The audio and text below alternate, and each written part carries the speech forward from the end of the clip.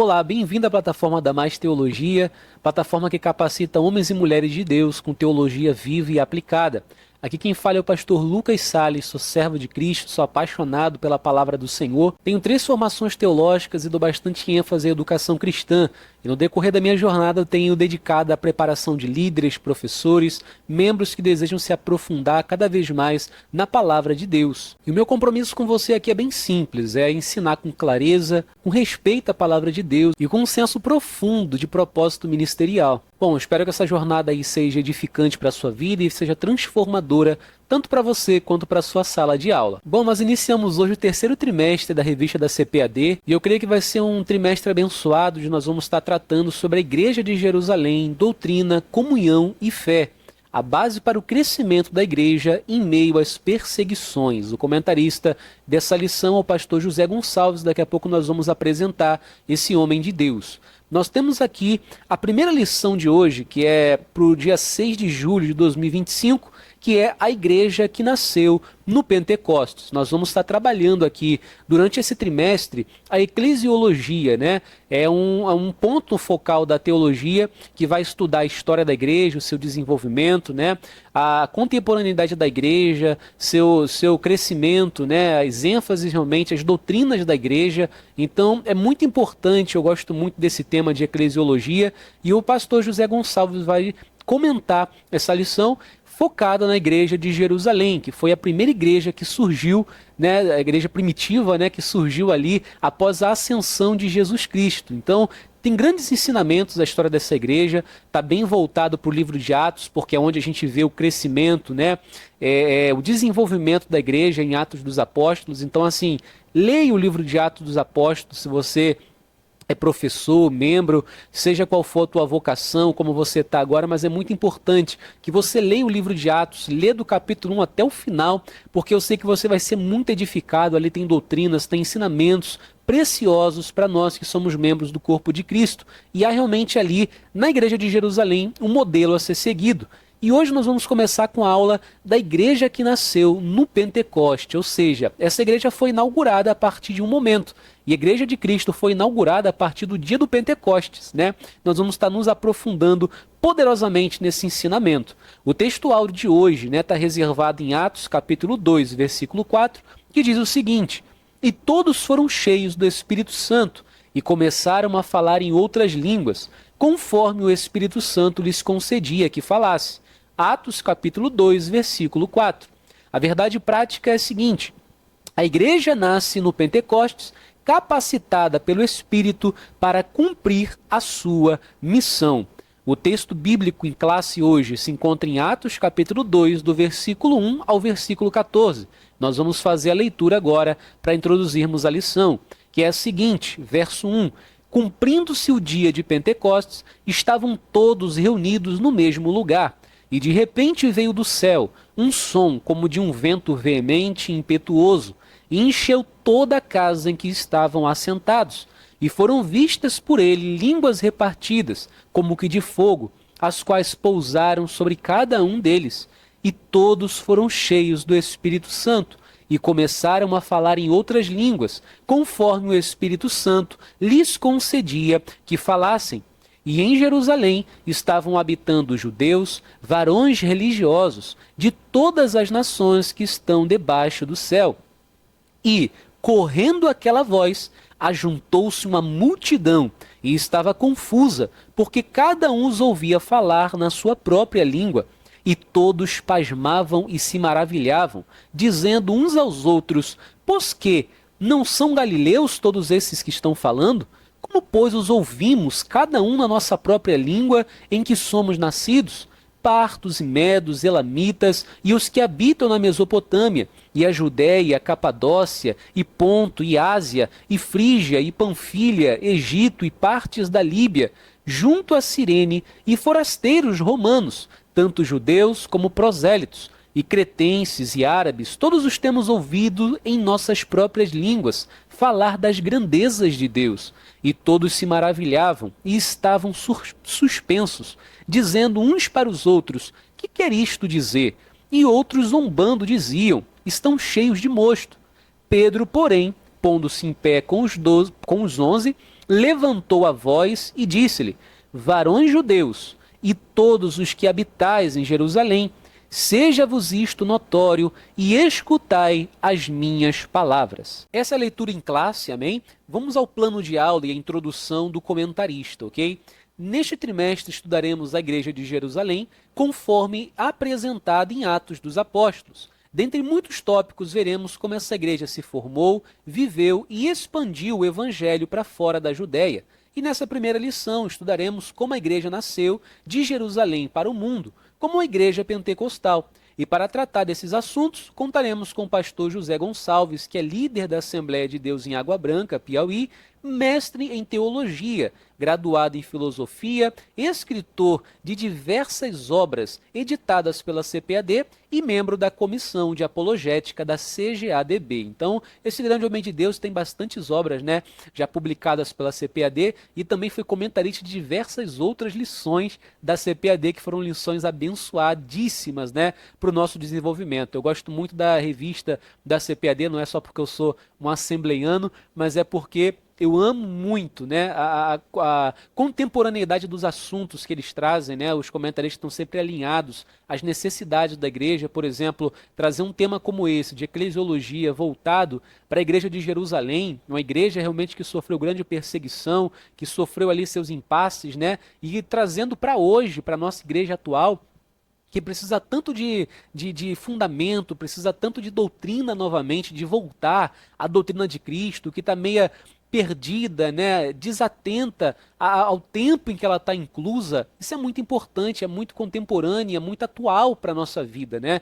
Então eu creio que vai ser um trimestre ali abençoado, onde a nossa igreja vai realmente sofrer um grande despertamento, usando ali o modelo da igreja de Jerusalém. O objetivo da lição de hoje são três: é apresentar a natureza do pentecostalismo bíblico, enfatizar o propósito do pentecostalismo bíblico e elencar as características do pentecostalismo bíblico. Eu trouxe aqui a motivação que o próprio comentarista coloca na revista com relação à fala desse grande teólogo pentecostal, que é o Meyer Pirman, né? Esse homem realmente ele deixou grandes ensinamentos, tem livros publicados, inclusive teologias, né, sistemáticas ali, feitas realmente, né, elaboradas e pensadas por ele, que realmente embasam muito a nossa fé pentecostal, tá?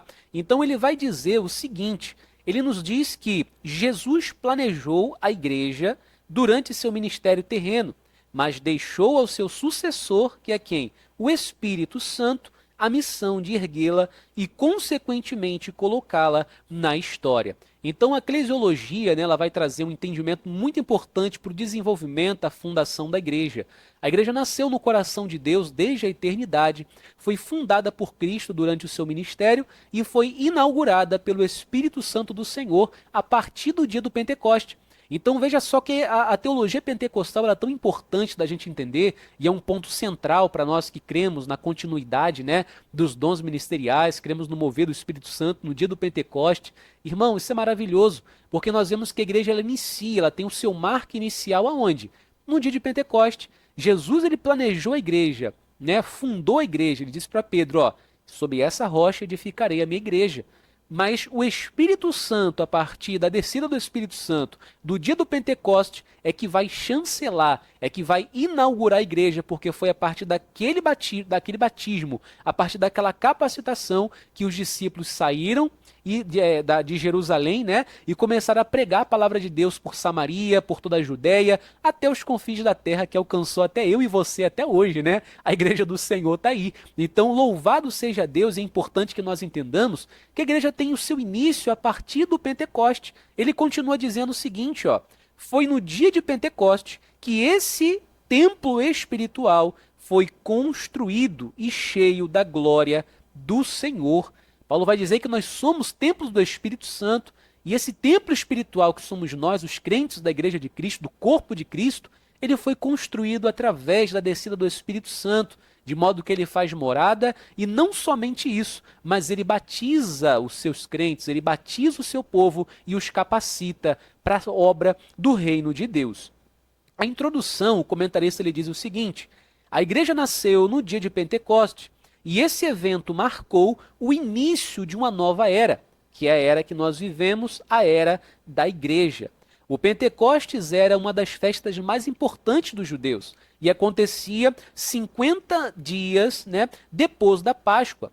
Foi nesse dia especial que Deus derramou o Espírito Santo sobre todos os discípulos, batizando-os. E o derramamento do Espírito no Pentecoste marca o início da igreja, como uma comunidade de profetas, como foi profetizado por Joel. No livro de Atos, Lucas ensina que esse acontecimento tinha um significado especial para o fim dos tempos, pois já havia sido anunciado pelos profetas do Antigo Testamento. Além disso, o Pentecoste foi uma prova clara de que Jesus havia ressuscitado. E o propósito desse derramamento do Espírito Santo foi dar poder à igreja para testemunhar de Cristo ao mundo e levá-lo à verdadeira adoração.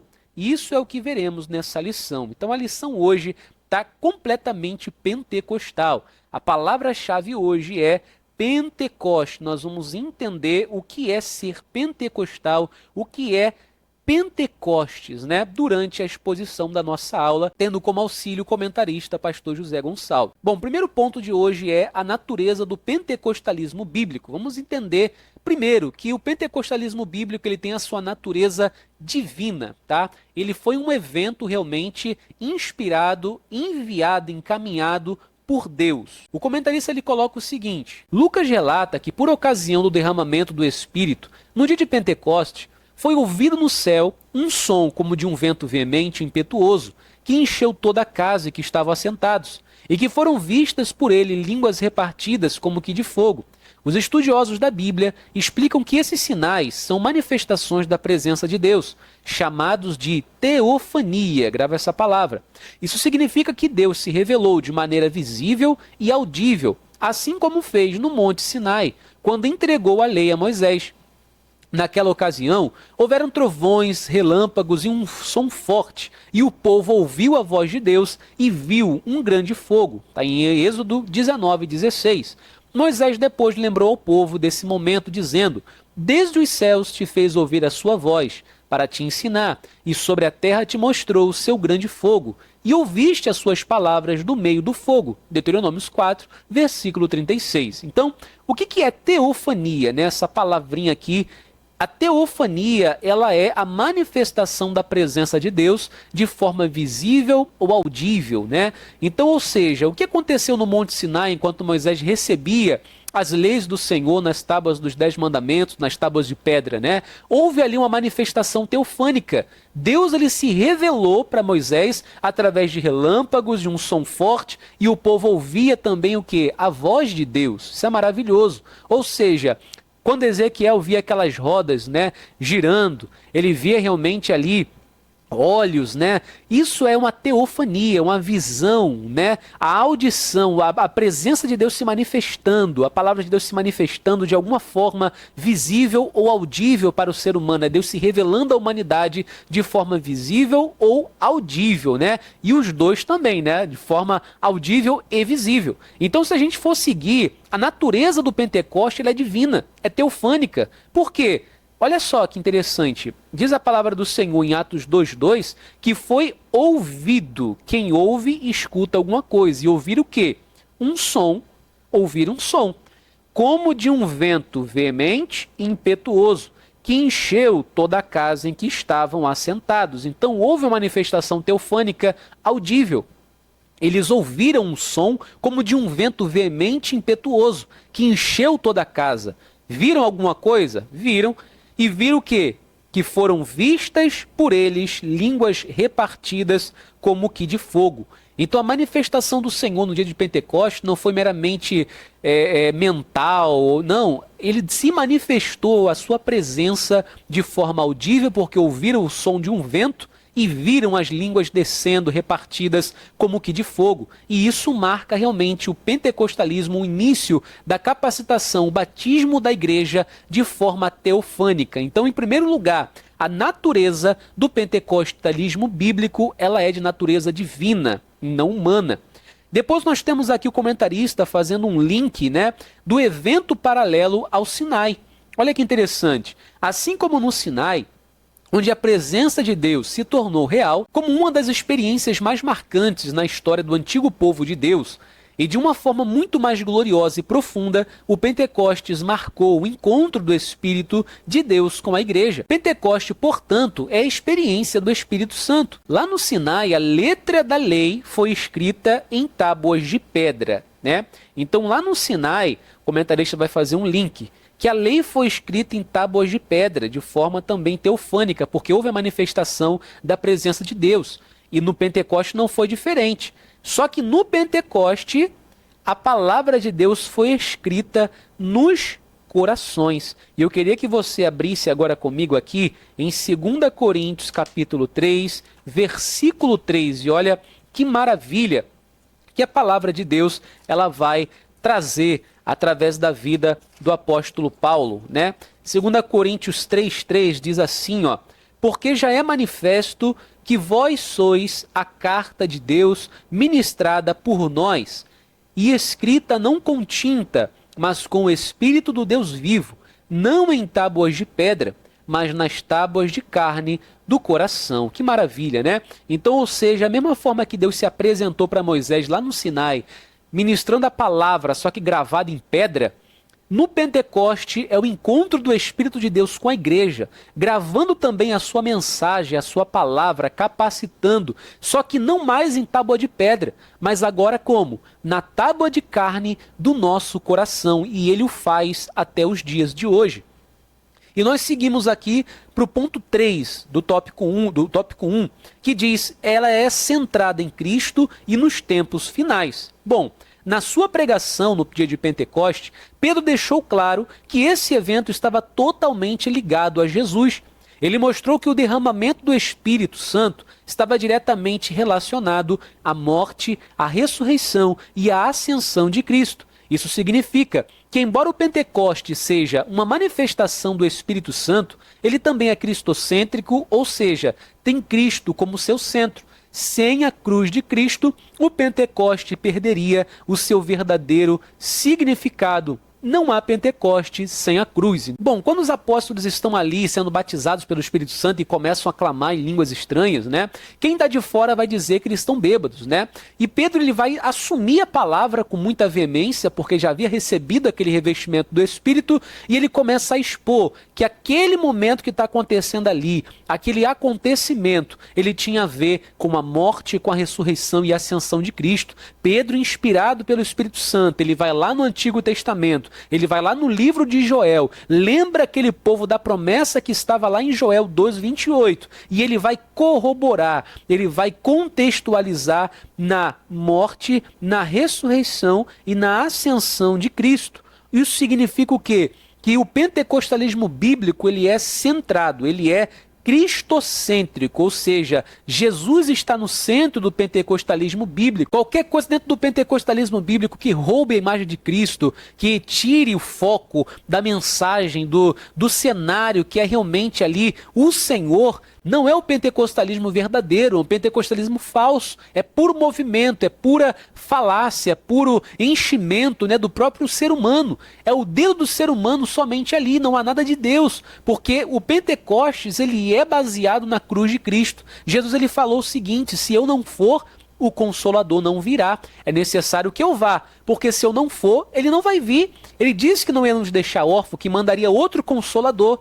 Então a morte de Jesus, se não houvesse cruz, como está aqui, ó, sem a cruz de Cristo, o Pentecoste perderia o significado, pois não haveria Pentecoste sem a cruz. Então o centro da nossa mensagem, da nossa doutrina pentecostal é Cristo, e não é outro tipo de ensinamento. Além disso, Pedro explicou que o Pentecoste foi o cumprimento da profecia de Joel 2:28, que anunciava que Deus derramaria o seu Espírito sobre toda a humanidade. E quando Pedro usa essa expressão nos últimos dias, ele mostrou que esse evento tinha um significado escatológico, ou seja, estava ligado ao plano de Deus para os tempos finais. Ou seja, a morte de Jesus, ela marca, diz um marco ali, que separa a era realmente ali antiga para a nova aliança, para a era da igreja. E a partir desse momento a igreja entra num foco poderoso de evangelismo, disseminar a mensagem, a doutrina de Cristo a toda criatura, porque inaugura-se ali o que é a expectativa do tempo final, dos dias finais, que é justamente o dia da ira do Senhor, em que Deus há de se apresentar para derramar a ira, né, sobre quem vai realmente ficar, quem não vai ser arrebatado com Cristo. Então a igreja, ela tem essa missão de levar adiante a mensagem do Senhor através realmente do Pentecostes, do poder, do batismo que o Espírito Santo causa na vida do crente, da capacitação do Espírito Santo. Então o pentecostalismo bíblico, ele é centrado em Cristo e ele aponta para os tempos finais também. A sinopse, ela vai confirmar, somente para a gente fechar, né, essa primeira introdução, esse primeiro tópico. O pentecostalismo bíblico, ele é um evento de natureza divina, Deus é que fez aquilo, centrado em Cristo. Se não houvesse cruz, não haveria Pentecoste, e nos tempos finais, porque aponta para a preparação da igreja, para disseminar a mensagem para aqueles que estão lá fora encontrarem com o Senhor enquanto há tempo. Há um auxílio bíblico também, que é muito importante, do comentário bíblico pentecostal do Novo Testamento, que vai trazer um pouquinho sobre esse termo Pentecostes, né? O Pentecostes, ele realmente, esse termo, ele diz respeito à festividade judaica do dia de Pentecostes, né? Que é justamente a festividade que acontecia 50 dias após a Páscoa, e reunia pessoas em Jerusalém, porque as pessoas iam levar suas primícias, né, suas ofertas de manjares do templo do Senhor que estava ali em Jerusalém. E Deus aproveita esse momento maravilhoso, né, como a mente de Deus, ela funciona de uma forma poderosa, em que naquela cidade estavam pessoas de todas as línguas, nações. Deus usa aquele momento para batizar os seus servos, para que a palavra dele se disseminasse, fosse pregada no ouvido de muita gente naquele lugar, e muitos ali se converteram. Então, a festa de Pentecostes, ela é uma festa judaica real, e até hoje o povo judeu a comemora, mas antigamente ela foi realmente marcada por esse evento. Justamente nesse momento em que a descida do Espírito Santo vem, o povo é batizado, os discípulos são batizados e falam novas línguas, ali o significado vai mudar, né? O Pentecoste passa para nós que somos crentes a não ser mais somente a festa judaica, mas a ser o dia do batismo do Espírito Santo. Por isso, dizer que eu sou pentecostal significa o quê? Significa dizer que eu creio no que aconteceu no Pentecoste, acontece até hoje. Significa dizer que eu creio na continuidade dos dons, que eu creio no batismo no Espírito Santo, que eu creio no dom de falar em línguas como evidência do batismo no Espírito Santo. Ou seja, toda a doutrina bíblica, como nós estamos vendo aqui, e o comentarista está muito bem nos conduzindo, que o pentecostalismo é bíblico, centrado em Cristo, ele tem realmente a sua raiz em Deus, e ela é realmente profético, né? Então, ou seja, aquilo que aconteceu no passado, na festa de Pentecoste, acontece até hoje. Então a gente, quando diz que é pentecostal, nós temos que viver consoantes a esse entendimento bíblico, amém? Ele vai dizer o seguinte também, que no Rio Jordão o Espírito Santo desceu também em forma corpórea sobre Cristo, o capacitando para o seu ministério também. Ali naquele momento você vê Jesus recebendo através da oração o Espírito Santo também no ato teofânico, porque você vê o visual, que é o pomba descendo, e o audível, que é a voz de Deus falando: esse é meu filho amado, em quem tenho me comprazido. Ou seja, Deus manifesta também em Jesus, e Jesus inaugura isso, né, como 100% homem, 100% Deus, mas também mostrando para a humanidade que é necessário ser capacitado pelo Espírito Santo, que sem o Espírito Santo do Senhor a gente não cura, não tem libertação, não tem nenhum mover de Deus. Ele é o responsável por capacitar a sua igreja, o seu povo, para resistir não somente os dias, mas para também pregar a palavra de Deus, para anunciar as coisas grandes do reino do Senhor. E o derramamento subsequente que acontece ali em Atos 2 é o mesmo Espírito Santo que desceu sobre Jesus, que desceu sobre aquela casa, encheu aqueles apóstolos, e que hoje ainda quer encher a tua vida, quer encher a vida de quantos mais crerem no nome do Senhor Jesus e derem a oportunidade de sentir essa presença maravilhosa do Espírito Santo. Há também uma citação aqui da Bíblia, né, pentecostal de estudo, né? Perdão, a Bíblia de estudo pentecostal, onde vai falar sobre essa palavra, sobre o fogo, né? é muito utilizado, né, do Antigo Testamento, no Novo, a revelação de Deus através do fogo. E por que Deus faz isso, né? Porque o fogo realmente é algo atrelado. Você vê ali, ó, Deus fala com Moisés numa sarça ardente, havia fogo. Deus vai dar realmente ali as leis, havia fogo também, labaredas, né? Quando o povo está fugindo ali de Faraó, Deus cria uma coluna de fogo para confundir o inimigo, para ocultar, para iluminar o caminho também ali do povo de Israel. E se a gente vê um sinal de poder que assegura realmente para os crentes, né? Que asseguravam para os crentes do Antigo Testamento de que era Deus que estava ali. Se a gente trouxer um entendimento no nosso conhecimento atual, quem fez aí um curso de bombeiro ou de segurança do trabalho vai entender que para que haja fogo tem que ter 3 elementos. Nós temos aqui, ó, o triângulo do fogo, não é isso? Para que venha haver fogo tem que ter o quê? Não repara a minha letra não, tá? Ó, nós temos aqui, ó, calor, nós temos que ter um comburente, não é isso? Comburente, e nós temos que ter também o combustível. Combustível, né? Nós temos que ter o combustível. Então, se não houver nenhum desses elementos, não há uma atmosfera apropriada para que venha haver fogo. Eu preciso ter o calor, que é o ponto de ignição, né? Que vai dar o start no fogo. Tem que ter o combustível, que pode ser líquido, pode ser material, madeira, pode ser um material inflamável, né? Seja o que for. E o comburente, que é o próprio oxigênio, que é inflamável, que trabalha também criando aquela atmosfera para que venha haver o fogo. Aí eu te pergunto, né? Cadê esses 3 elementos aqui? Por exemplo, quando Deus vai criar aquela coluna de fogo entre Faraó e o povo dele. É algo maravilhoso, é algo sobrenatural que foge do entendimento humano. Deus cria o fogo do nada, mostrando para a humanidade que ele tem todo o poder. A sarça ardente, quando ele falava com Moisés ali, a sarça não se consumia com o fogo que pegava nela.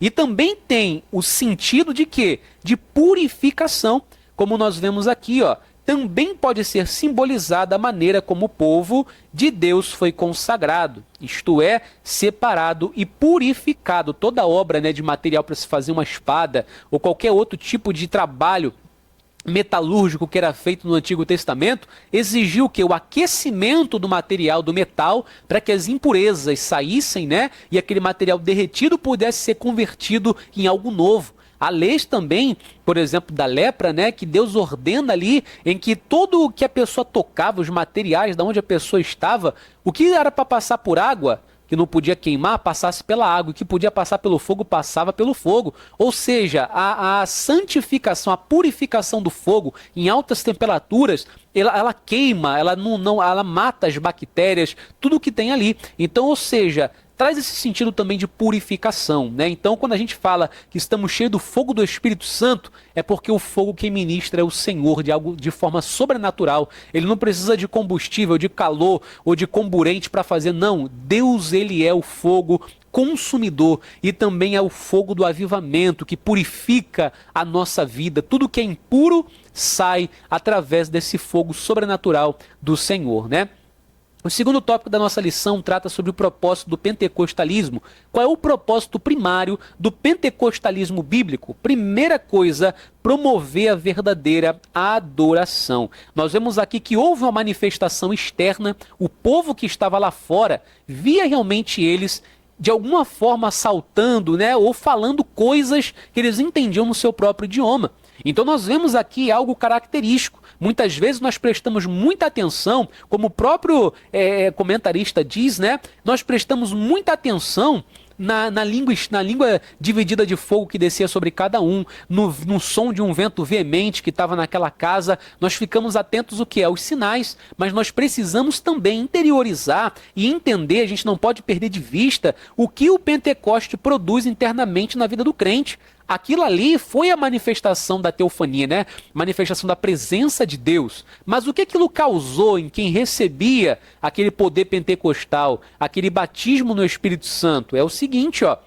Temos ouvido em nossas próprias línguas falar das grandezas de Deus, ou seja, quem estava fora ouvia que aqueles que estavam sendo batizados, nas línguas que eles falavam, exaltavam a Deus, adoravam a Deus, falavam das grandezas de Deus. Então, o verdadeiro pentecostalismo não é aquele, meu irmão, que está baseado no barulho, não é aquele que está baseado, ó, em barulho. Barulho não significa que é Deus que está trabalhando, né? Até mesmo danças, né? Dança não significa que é Deus que está trabalhando naquele lugar, né? Música não significa que é Deus que está trabalhando, porque pode ter tudo isso, pode ter barulho, pode ter dança, pode ter o sapatear no poder, pode ter diversas outras coisas, como nós vemos hoje as igrejas, né, com a ênfase muito grande naquele reteté, no pula-pula, roda-roda, mas nós precisamos entender o que isso causa, o que o batismo no Espírito Santo precisa apontar.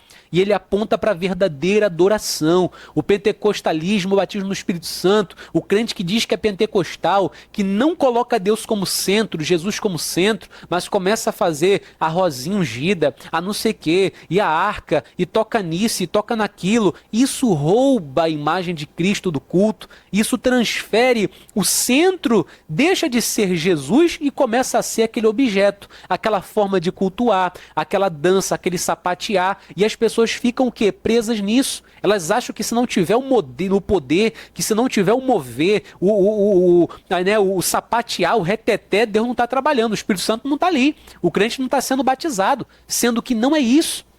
O verdadeiro batismo, o verdadeiro poder pentecostal, ele promove a verdadeira adoração. Porque através da língua estranha, quando falta palavra no teu vocabulário para você exaltar a Deus, quando você já não tem mais santo, santo, poderoso é o Senhor, quando cessa o vocabulário português, inglês, seja o que for, o teu espírito começa a clamar em língua estranha, o teu espírito começa a adorar a Deus. Por isso que Paulo vai dizer que quem fala em línguas edifica a si mesmo, porque é o espírito dele conversando com o Espírito Santo. Irmão, isso é maravilhoso. O ambiente se torna um ambiente que adora a Deus, que está voltado à adoração ao Senhor. Ele se transforma, ele é poderoso, ele é maravilhoso, é diferenciado, não é no barulho, na bagunça somente, não, irmão. Envolve muito mais. A adoração precisa estar centrada no Senhor Jesus. Por isso que ele vai dizer que o Pentecoste que não adora não é bíblico. Perdão, peguei a canetinha errada. O Pentecoste que não adora não é bíblico. O que não adora não é bíblico. De fato, quando os gentios experimentaram o Pentecoste, eles também, está aqui, ó, magnificavam. O que é isso? Engrandeciam a Deus, eles louvavam, eles adoravam, ou seja, o batismo no Espírito Santo em Atos 10:46 na vida dos outros gentios também causou a mesma consequência, o mesmo objetivo, o mesmo sentido. Deu vontade de adorar, deu vontade de exaltar, deu vontade de louvar a Deus. Se isso não ocorre, meu irmão, não é batismo, não é pentecostalismo. Da mesma forma, o apóstolo Paulo diz que o crente pentecostal que é cheio do Espírito dá bem as graças, né? 1 Coríntios 4:17. O fogo pentecostal promove o verdadeiro louvor e também traz o poder para testemunhar.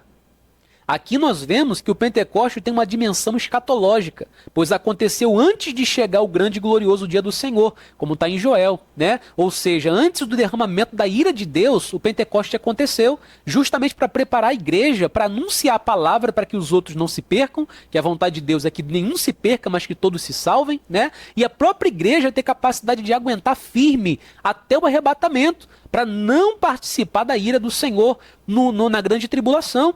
Então nós vemos aqui que essa realidade, como o comentarista aqui ele coloca, dos últimos tempos, não significa que a igreja deve ter uma visão escapista, né, que deseje fugir do mundo a qualquer custo. A igreja, né, meu Deus, eu quero me apegar ao que tem que me batizar porque eu quero escapar desse mundo, aquela pressa. Não, a igreja que é batizada, ela vai entender a mensagem, ela vai ter desejo de anunciar, de transmitir esse sentimento de salvação, esse sentimento do Espírito Santo poderoso, esse batismo. Ela não vai querer escapar sozinha, não. Ela vai querer transmitir essa mensagem para que mais vidas sejam alcançadas através de Jesus.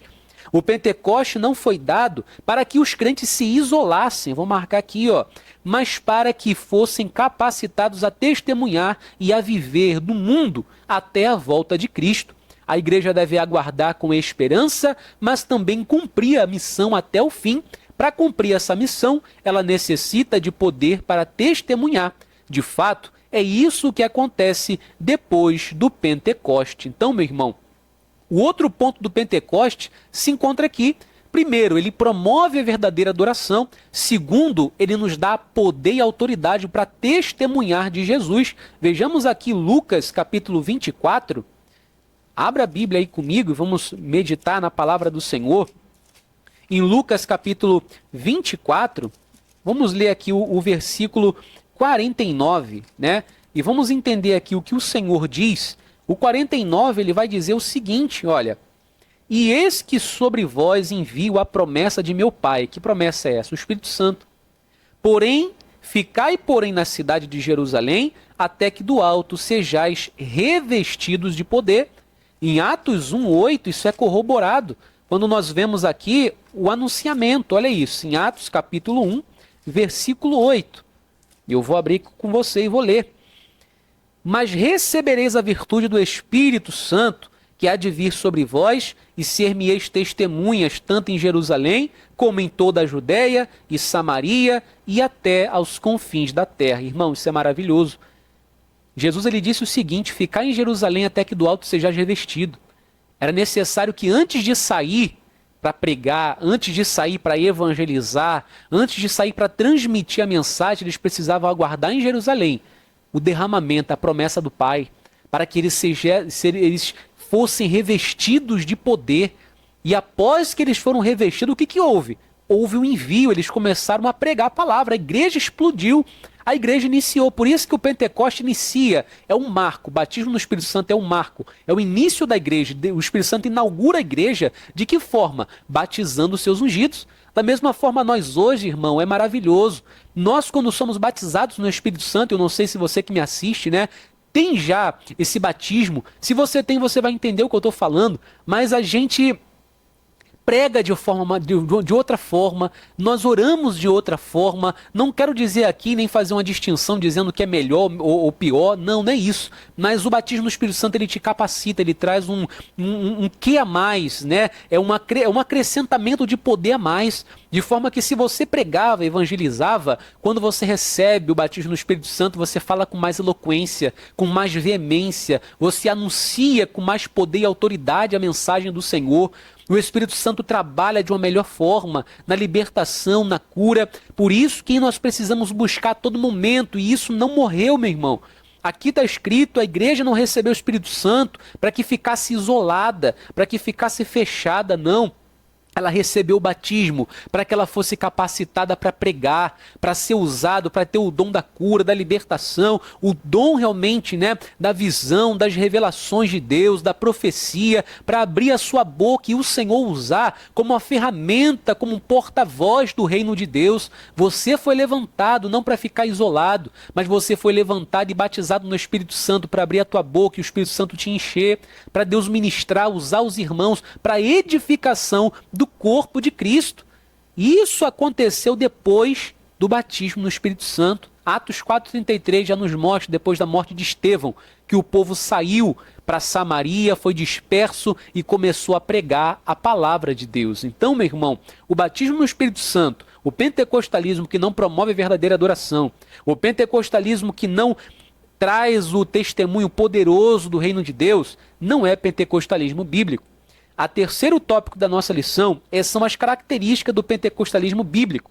Primeira característica é a regeneração, uma experiência específica. E aqui a gente precisa dividir salvação, regeneração, ter o Espírito Santo e o batismo no Espírito Santo. São coisas totalmente diferentes, você vai entender isso comigo aqui agora. O comentarista ele vai dizer o seguinte: em Atos dos Apóstolos, o derramamento do Espírito no dia de Pentecoste é mostrado como batismo no Espírito Santo dos crentes, né? Está em Atos 1, 5 e 8. Naquele dia, o Senhor Jesus batizou quase 120 pessoas no Espírito. Olha que maravilha, que obra de avivamento.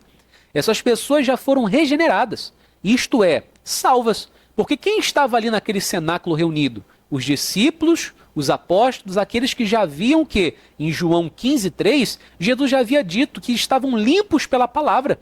E em Lucas 10:20, Jesus já tinha prenunciado também o quê? Que aqueles que estavam com ele ali, os discípulos, apóstolos, já estavam com seu nome escrito no livro da vida. Então nós temos aqui, meu irmão, um ensinamento precioso e maravilhoso, porque todos que foram batizados já eram crentes. Está aqui, ó. Todos os que foram batizados já eram crentes, já eram salvos, já eram regenerados. Contudo, Jesus mandou esperar pela experiência pentecostal, isso é, pelo batismo no Espírito Santo. Por mais que eles forem salvos, por mais que eles fossem regenerados, por mais que o nome deles já constasse no livro da vida, nós acabamos de ler, Jesus falou o quê? Ficar em Jerusalém até que do alto seja revestido. Ou seja, vocês têm o Espírito Santo, mas vocês precisam de mais poder, porque vocês vão precisar suportar coisas que vocês não suportaram ainda. E somente com a capacitação, com o batismo no Espírito Santo, que o crente ele alcança o nível de suportar o reino de Deus, de anunciar a obra de Deus com maior poder, porque não vem de nós, vem do Espírito Santo. E quando a gente entende isso, nós fazemos realmente a divisão entre salvação, regeneração, ter o Espírito Santo e ser batizado. O Pentecoste bíblico, ele é, por conseguinte, o quê? Distinto da salvação. Na verdade, a obra salvífica de Cristo na cruz proveu a bênção pentecostal. Então, vamos dividir aqui as classes, não é isso? Nós temos a salvação, amém? Salvação. Nós temos regeneração, né? Nós temos também aqui, eu acho que eu pulei uma etapa aqui, perdão, tá? Vamos circular aqui e vamos jogar um pouquinho mais para baixo esse daqui, que eu vou criar o tópico aqui que é Espírito Santo de Deus. E depois nós temos aqui o batismo, amém? Então, ou seja, a salvação ela ocorre quando? Quando você levanta a mão para Jesus e o aceita. Quando você realmente interioriza a mensagem da cruz e o Espírito Santo ele produz o fruto da salvação em você e você levanta a mão e fala, Senhor, te aceito como muito suficiente Salvador. Ali houve salvação. Nesse momento o Espírito Santo entrou. Então se houve a salvação e a confissão, o Espírito Santo entra no crente. Aqui está o crente. Ó, não ri de mim não. Está o crente aqui levantando as mãos para o Senhor. Nesse momento ocorreu a salvação desse crente. No mesmo instante, vem o Espírito Santo e habita nesse crente. Ele habita em você. O Espírito Santo já está em você. Jesus sopra sobre eles o Espírito Santo. Todos que estavam naquele cenáculo, eles já tinham o Espírito Santo dentro deles, habitando no coração deles. Porque se não tivesse, eles não seriam o quê? Regenerados. A regeneração é o processo que o Espírito Santo opera na vida do crente. A regeneração é o quê? É você se tornar aos poucos, voltar a ser a imagem e semelhança de Deus. É você deixar as velhas práticas e começar a produzir os frutos de arrependimento, os frutos do Espírito Santo, amor, bondade, domínio próprio, temperança, longanimidade, benignidade, paz. Tudo isso vem sendo ministrado por quem? Pelo Espírito Santo. Então a pessoa que levanta a mão para Jesus, ela é salva naquela hora. E o Espírito Santo já entra na vida daquela pessoa. E o Espírito Santo starta naquele momento a obra da regeneração. O Espírito Santo vai trabalhando, vai tratando. A pessoa que era viciada agora não consegue mais botar um cigarro na boca, não consegue mais beber como bebia, e vai largando aquele vício, aquele problema, e o Espírito Santo vai trabalhando. E é necessário o quê? Que essa pessoa ela receba o batismo no Espírito Santo.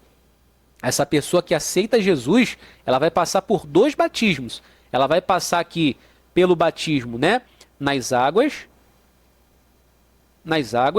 e vai passar pelo batismo no Espírito Santo. O batismo nas águas ele é o quê? Ele é justamente a profissão física ou externa, pública da tua fé. Todas as pessoas que estão reunidas ali naquele simbolismo estão vendo que você está morrendo para o mundo e ressuscitando para Deus. Você está assumindo um compromisso público de que a partir daquele momento você se entende como uma nova criatura. E o Espírito Santo já está contigo ali. No batismo nas águas, o Espírito Santo já está ali, porque tu já levantou a mão para Jesus, concorda comigo? Levanta a mão para Jesus, você passa pelo curso de batismo, você é batizado, o Espírito Santo já está ali. Pode ocorrer, eu já vi casos de pessoas sendo batizadas antes do batismo nas águas. batizado no Espírito Santo antes do batismo nas águas. As pessoas receberam o batismo no Espírito Santo ao sair, ao emergir das águas, depois que foi batizado. Não há uma regra de que aconteça, mas o importante é o quê? Que isso ocorre na vida do salvo. O salvo em Jesus, ele recebe o Espírito Santo, ele é regenerado, e o batismo no Espírito Santo, ele vem com a vontade de Deus, da forma que ele quiser batizar. Já o batismo no Espírito Santo, ele é diferente, porque você vai estar imerso. Uma coisa é eu ter aqui dentro de mim, uma coisa é eu ter dentro de mim, aqui, dentro de mim, o Espírito Santo. Uma coisa, ele está dentro de mim, Espírito, né? Outra coisa é eu estar o quê? Imerso no Espírito. Eu estou imerso. Eu estou imerso no Espírito Santo. Eu estou mergulhado no Espírito, porque batizar, né, vem de baptizo, da palavra grega que significa emergir, aprofundar, né? Então, ou seja, ali realmente, ela vem realmente o que? Com esse sentido de entrar, de se apossar. O Espírito Santo, você mergulha no Espírito e você recebe aquela unção, aquela capacitação, aquela formação do Espírito Santo, de modo que ele não só habita em você, mas você já está imerso nele. E essa capacitação, ela vem trazendo a adoração verdadeira e a eloquência no anunciar. E aí abre o leque dos dons espirituais, abre o leque para muitas coisas e muitas, né, experiências com Deus que nós temos. Então é importante que se divida esses estágios, para que não se confunda. E você, mas eu não sou batizado no Espírito Santo, eu não tenho Espírito Santo. Você tem Espírito Santo, mas você precisa agora buscar, porque ter só o Espírito Santo não foi necessário para Jesus para que eles começassem a pregar. Senão Jesus não tinha dito, ó, já começa a pregar agora aí. Não, Jesus soprou sobre ele o Espírito e depois falou, ó, espere em Jerusalém até que do alto seja revestido, porque o que vocês vão aguentar, com a capacidade que vocês têm agora, vocês não estão preparados. Então vocês precisam de um revestimento, porque quem vai operar isso e quem vai capacitar vai ser o meu Espírito. E eles aguardaram e depois aquilo ali aconteceu, né? O segundo tópico do último tópico, né? Segundo ponto do último tópico da revista vai falar sobre uma experiência definida e contínua. Com o resultado do enchimento do Espírito, os crentes começaram a falar em outras línguas. Isso aqui é muito importante da gente grifar. Conforme o Espírito Santo lhes concedia que falasse, está em Atos 2:4. A Escritura aqui é clara em mostrar que a evidência inicial do batismo nos pentecostal, né, foi os crentes falarem outras línguas, e ponto final. Não há dúvidas de que outros resultados ou evidências no batismo no Espírito Santo se seguem. Contudo, foi o falar em línguas, não o sentir uma grande alegria ou mesmo um amor afetuoso demonstrado por eles, que deixou os crentes judeus convencidos de que os gentios haviam recebido o batismo no Espírito Santo.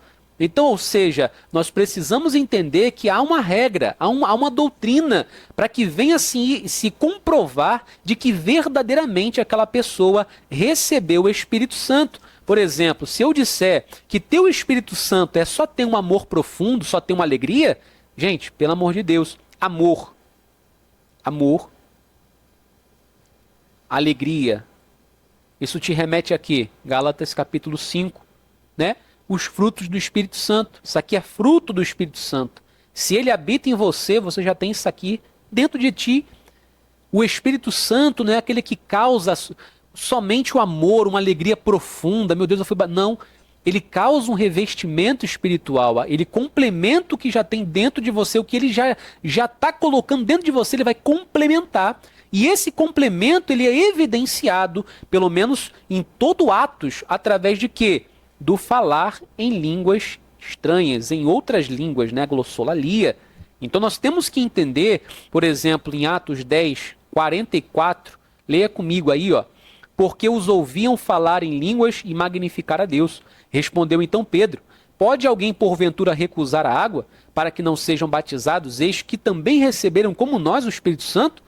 E mandou que fossem batizados em nome do Senhor. Então rogaram-lhe que ficassem com eles por alguns dias. Ou seja, Pedro vai identificar que o mesmo batismo que aqueles gentios ali receberam foi o mesmo que eles receberam em Atos 2, lá no cenáculo, a partir do momento que eles começam a falar em línguas. Então, somente ter uma alegria profunda, um amor, somente chorar, não era suficiente para que Pedro e os apóstolos que Pedro e os apóstolos identificassem, né, melhor dizendo, que aquela pessoa tinha realmente recebido o batismo com o Espírito Santo. Então a gente vê que a evidência inicial não era somente isso, uma alegria profunda, né? Uma alegria, um amor afetuoso que evidenciava. O Paulo ele vai dizer em Romanos 5:5, o amor de Deus está derramado em nosso coração pelo Espírito Santo que nos foi dado. O Espírito Santo está habitando em você, o amor já está derramado dentro de ti. O apóstolo escreveu para uma igreja pentecostal. E o amor aparece aqui não como evidência de enchimento, mas de crescimento e maturidade. Então, meu irmão, concluímos o quê? Que o Pentecoste bíblico ele é caracterizado por uma experiência definida e contínua, na qual as línguas são a evidência do enchimento do Espírito Santo. E em todo Atos 2, aonde você vê o batismo do Espírito Santo acontecendo, houve a evidência do falar em línguas. Então a evidência do falar em línguas, ela é real. Nós temos até um auxílio bíblico, né, do comentário bíblico pentecostal do Novo Testamento, que diz o seguinte: o falar em línguas, ele é o sinal inicial do batismo no Espírito Santo. Ele serve como manifestação externa do Espírito e acompanha o batismo com a imersão no Espírito. Para Pedro, o sinal milagroso demonstra a plenitude do Espírito. Ele aceita línguas como a evidência de que os 120 foram cheios com o Espírito. Como um sinal inicial, as línguas transformam uma profunda experiência espiritual num acontecimento reconhecível, audível e visual. Então, ou seja, é a partir do falar em línguas que o Espírito Santo não deixa dúvida. O Espírito Santo não trabalha, nada de Deus trabalha na dúvida.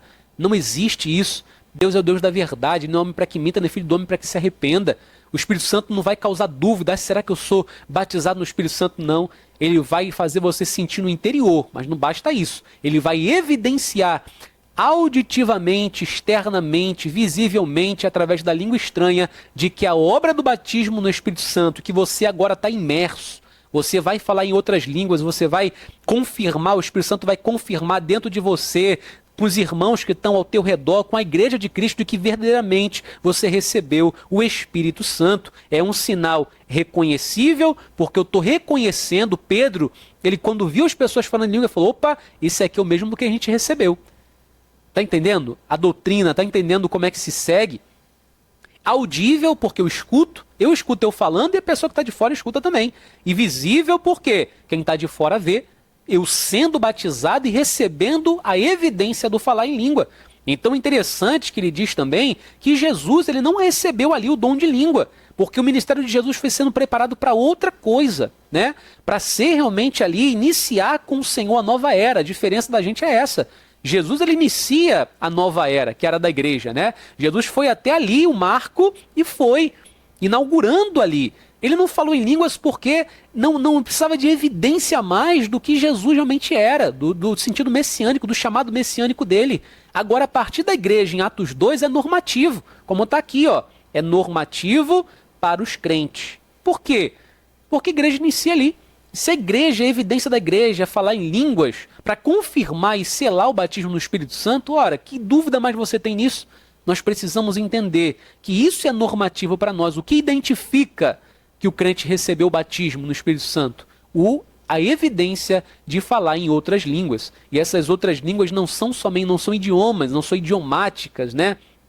Elas são línguas celestiais, dadas pelo Senhor. O milagre que ocorre ali não ocorre somente em quem fala. Em Atos 2, o milagre ocorre também no ouvido de quem ouve, porque eles falavam a língua lá dentro. E lá fora, o milagre acontecia o quê? Distintamente. No ouvido de cada um, o Espírito Santo ministrava o idioma deles. Mas a língua que eles falavam lá não era uma língua humana.